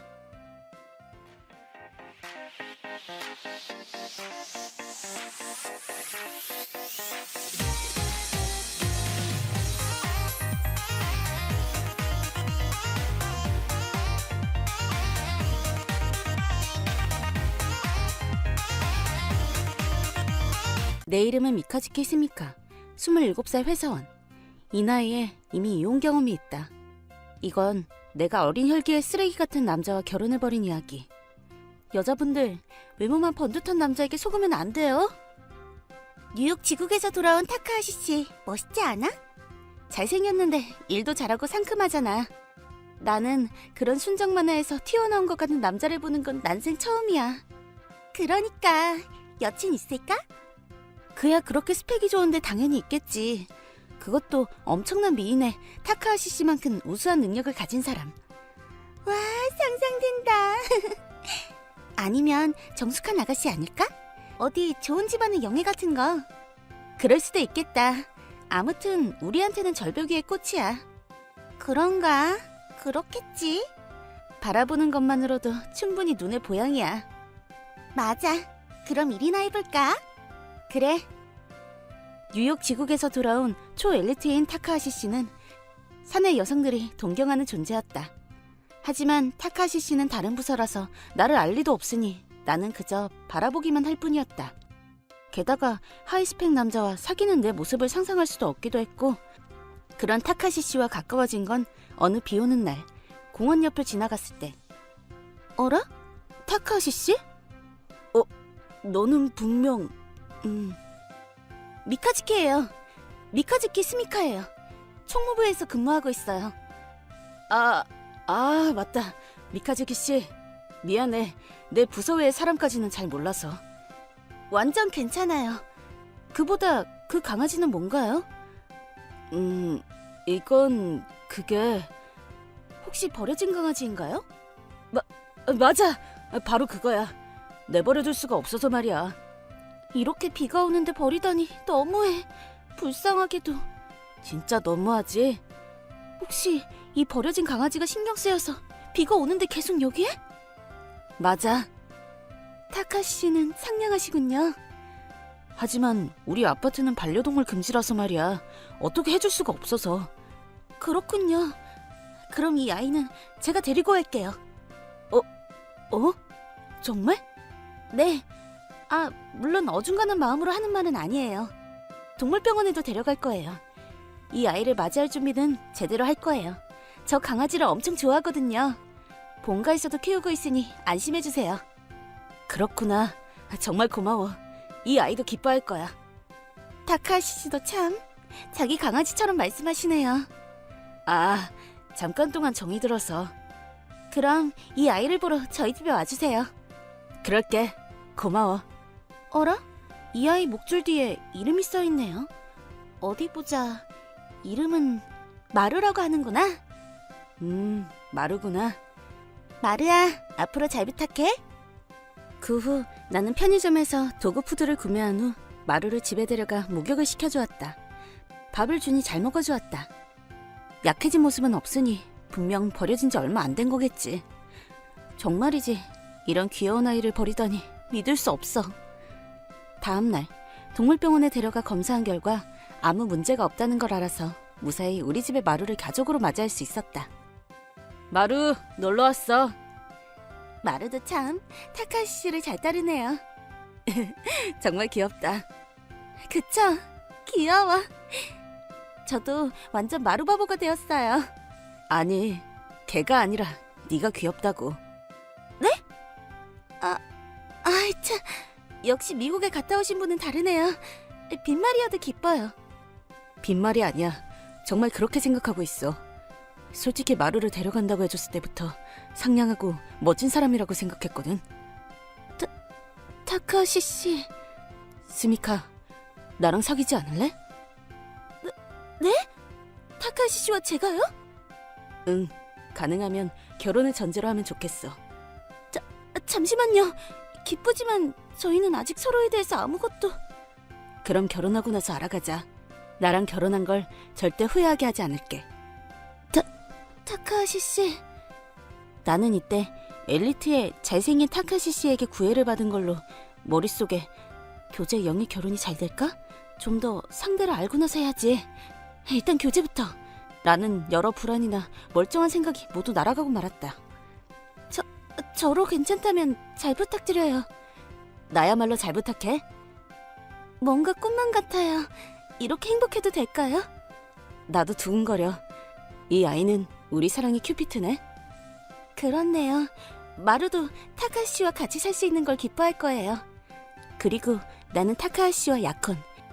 양쪽 집안에서 상견례도 마치고 나는 타카하시 씨의 집에 이사하게 되었다. 원래 꽤 넓은 집에 살고 있어서 방이 남아 있었다고 한다. 역시 엘리트인 만큼 고급 아파트에 데려갔을 때는 놀랐다. 이렇게 멋진 집에서 살 수 있는 건가요? 물론이지. 우리의 새 집은 앞으로 생각해보자. 아이가 태어날지도 모르니까. 네, 미카즈키 씨, 결혼 축하해. 감사합니다. 설마 기획부의 타카시타로와 결혼할 줄이야. 놀라게 해드려서 죄송해요. 아니, 됐어. 그나저나 미카즈키 씨, 출세했네. 대단해. 그쵸? 깜짝 놀랐죠? 수미카, 너무 진도가 빠른 거 아니야? 뭔가 이야기가 척척 진행돼서. 세 달이지? 맞아. 초스피드 결혼이잖아. 괜찮은 거야? 응, 타카시 엄청 상냥해. 외모도 좋고 엘리트에 상냥하다니. 응, 결점이 없단 말이지.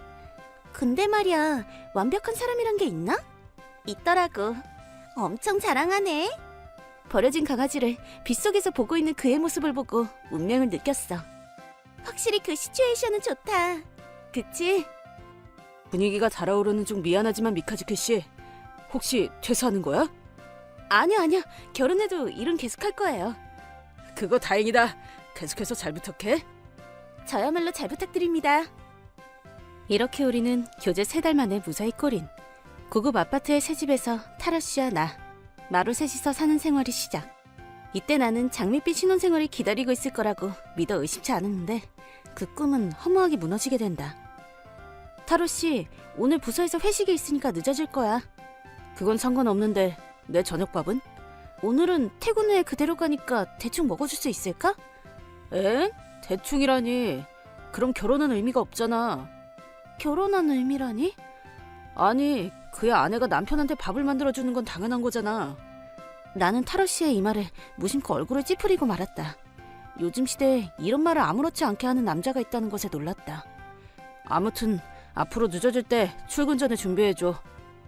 응, 알았어. 오늘은 참겠지만 말이야. 아, 뭔가 적당히 먹고 돌아야겠네. 응, 잘 부탁해. 솔직히 나도 이러거든? 이라고 말할 뻔했지만 꾹 참았다. 이런 하이스펙인 사람이 나와 결혼해 주었으니 조금은 가부장적이어도 참아 라고 생각한 거지. 지금 생각해보면 정말 사랑은 맹목적이라고 해야 하나? 그보다 전업주부가 되면 되는 거려나? 하지만 일은 즐거우니까. 저기, 마루는 어떻게 생각해? 하지만 타로 씨의 가부장적이라는 이름의 쓰레기 짓은 여기서부터 가속도를 붙이기 시작했다. 다녀왔어. 어서 와. 밥 해놨어. 오늘은 밥 필요 없어. 그래? 뭐 먹고 왔어? 아니, 뭔가 몸 상태가 안 좋아서 식욕이 없어. 괜찮아? 뭔가 열나는 것 같아. 정말? 자, 채운 게. 열 재봐. 그렇네. 어때? 몇 도야? 큰일이다. 38도나 돼. 38도. 그럼 푹 자면 내려갈까? 무슨 소리야? 38도나 되잖아. 응, 그건 알았는데. 나는 평소 체온이 낮다고. 보통 사람보다 훨씬 괴로워. 그렇구나. 참고로 열외에 나쁜 곳은 없어? 기침이나 가래나 경우에 따라서는 독감일 가능성도 있잖아. 그렇지. 지금은 열 외에 딱히 아픈 곳은 없어. 일단 약을 먹고 안정을 취하는 게 좋겠다. 큰일이야. 구급차를 불러줘. 아니, 그건 좀... 나한테 무슨 일이 있어도 좋다는 거야? 감기가 잘못돼서 죽는 사람도 있다는데. 아니, 구급차를 부르면 근처 시선도 있고. 그런가? 그렇지. 아무튼 지금은 푹 쉬어. 따뜻하게 하고 수분을 충분히 취해야지. 하지만 병원에 가야 해. 하룻밤 푹 쉬고 내일 아침에 일어나자마자 가자. 뭐 그렇네. 오늘은 힘들어서 움직일 수 없으니까. 그치. 타로 씨는 침대에서 쉬고 있어. 지금 죽을 만들게. 계란도 넣어서 중화요리처럼. 그 후 나는 타로 씨를 열심히 간호했다. 그리고 타로 씨는 식욕을 되찾았고 수다도 떨 수 있게 되었다. 아무리 봐도 병원에 갈 필요는 없어 보였다. 식사를 마치고 약을 먹게 한 후 이불을 덮어 재웠다. 성인 남성한테 이렇게까지 간병을 해줘야 해? 어쩐지 어린아이를 상대하는 것 같았다. 하지만 나는 아직 타로 씨에 대한 꿈이 깨지 않아 감기가 걸렸을 때는 누구나 불안해지고 상냥하게 대해줬으면 하지 라고 생각하기로 했다. 좋은 아침. 열은 내려갔어? 아니, 아직 37.5도나 돼. 오늘은 회사를 쉬어야겠어. 뭐 잘 쉬는 게 좋을지도 모르겠다. 그럼 나는 점심을 만들고 회사에 갈 테니까 푹 쉬어. 뭐? 뭐라는 거야? 왜? 너도 회사 쉬어야지. 왜? 열이 나는 남편을 방치하고 출근하다니 제정신이야? 그치만 37도라면서 어제보다 많이 내려갔고 이제 미열이잖아. 그러니까 나는 평소 체온이 낮다고 했잖아. 여러 번 말하게 하지 마. 하지만 그래도 그것 때문에 회사를 쉬는 건 좀... 내 병태가 급변하면 어쩔 거야? 타로 씨는 금방이라도 나에게 덤벼들 것 같은 기세였다. 무서워진 나는 억지로 회사를 쉬기로 했다. 그리고 계란죽이랑 아이스크림 먹고 싶어. 헤어 패치도 잊지 마. 알았어. 회사에 연락한 다음에 사올게. 여보세요? 총무부의 미카즈키입니다. 아, 미카즈키 씨. 무슨 일이야? 당일에 연락해서 죄송하지만 오늘 유급 휴가를 받아도 될까요? 괜찮은데 무슨 일이야? 남편이 몸이 안 좋아서. 타카시 군이? 괜찮은 거야? 네, 걱정하실 정도는 아니에요. 하지만 자네가 쉴 정도라면 꽤 중성인 거 아닌가?